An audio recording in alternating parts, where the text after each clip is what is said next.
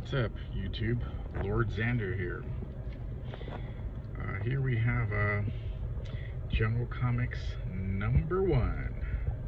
So Chuck Dickson and Kelsey Shannon.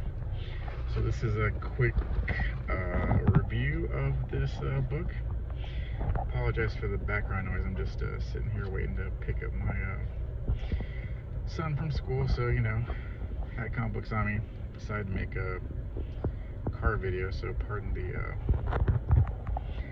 background noise. That's the AC running. It's hot here in Texas, so you gotta do what you gotta do. Alright, so this was of course received in the mailer back here, as you can see, and this is the front cover. So here we have a jungle warrior woman with some blades, gonna take on a dinosaur. Alright.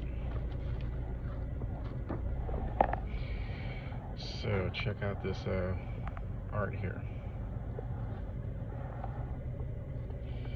So like I said, Chuck Dickson and Kelsey Shannon. Story and art by Ben Dunn. So, good old Ben. Alright, so here's my kind of hot take on independent comics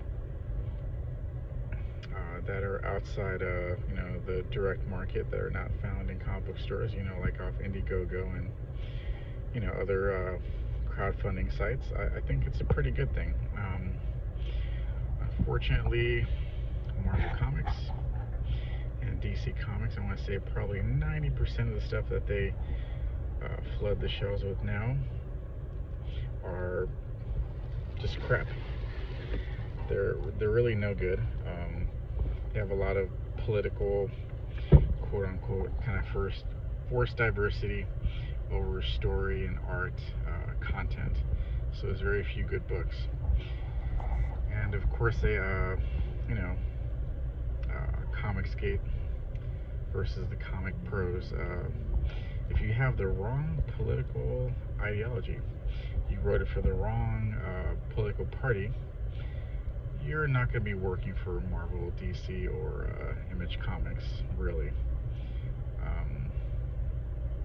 It's just a bunch of political BS. Hate politics. Not a fan of politics. I'm not left or right. I consider myself moderate.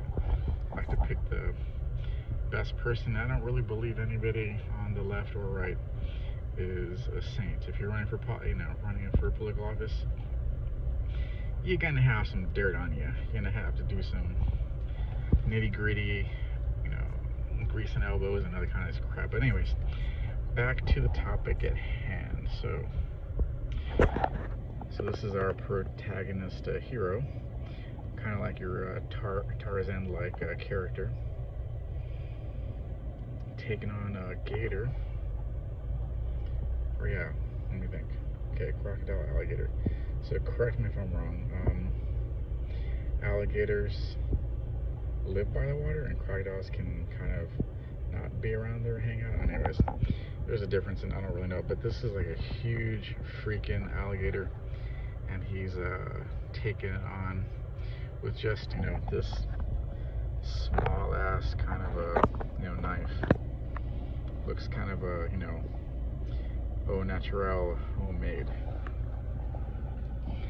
All right, so our hero is going toe to toe with this huge crocodile, man versus beast, and only one can win, only one can live, and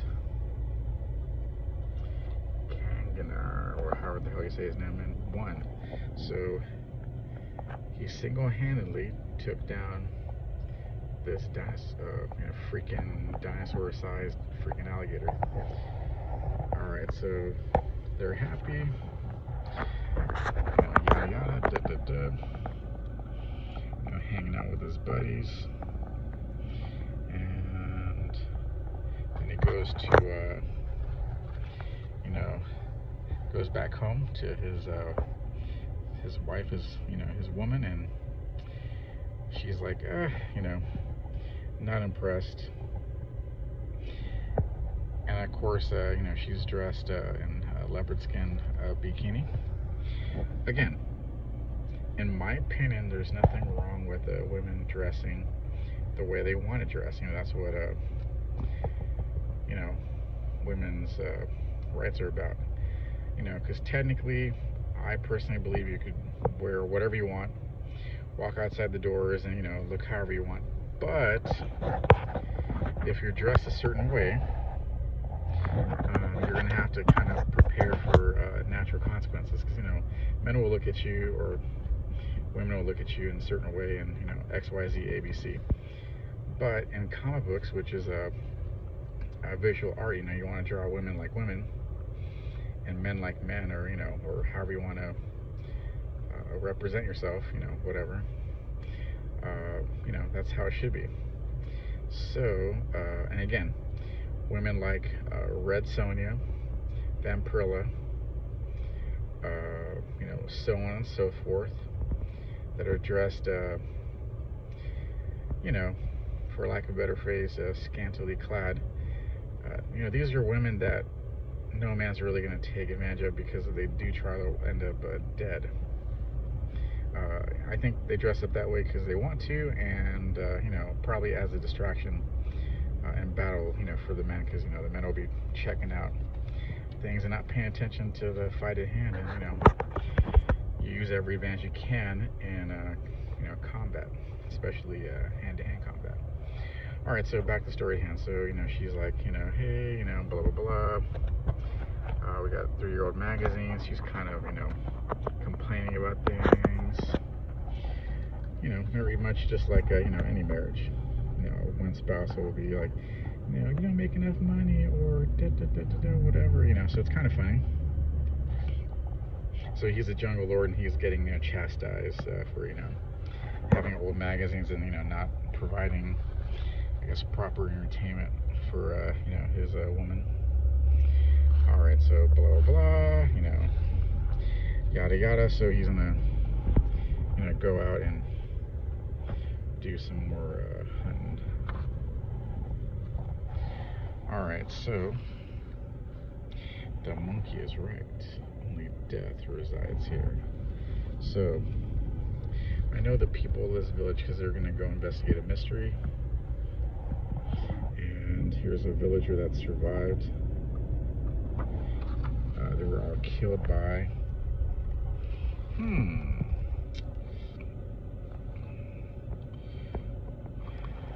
the foul obscenity of Voodish dialect of the white apes.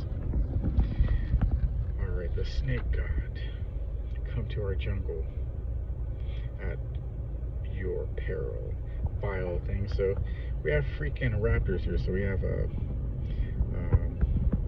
lion being killed by a freaking velociraptor.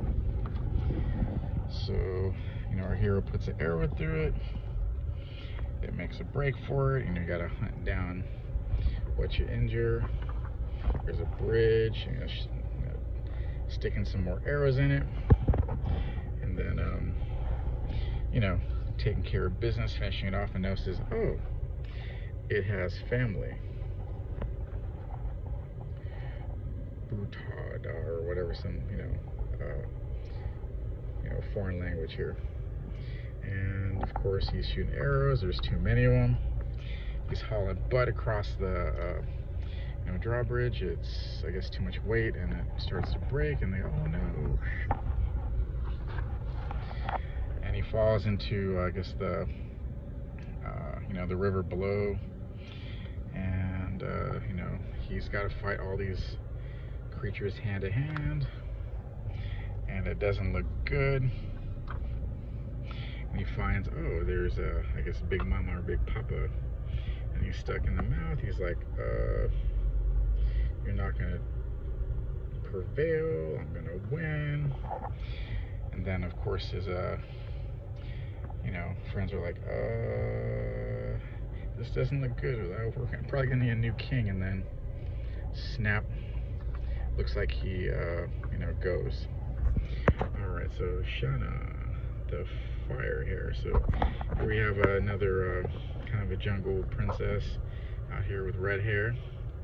And of course she's tan, you know, wearing the leopard bikini, you know. This might be some type of elf friend creature, or, you know, some other, you know, not, well, humanoid, but not human.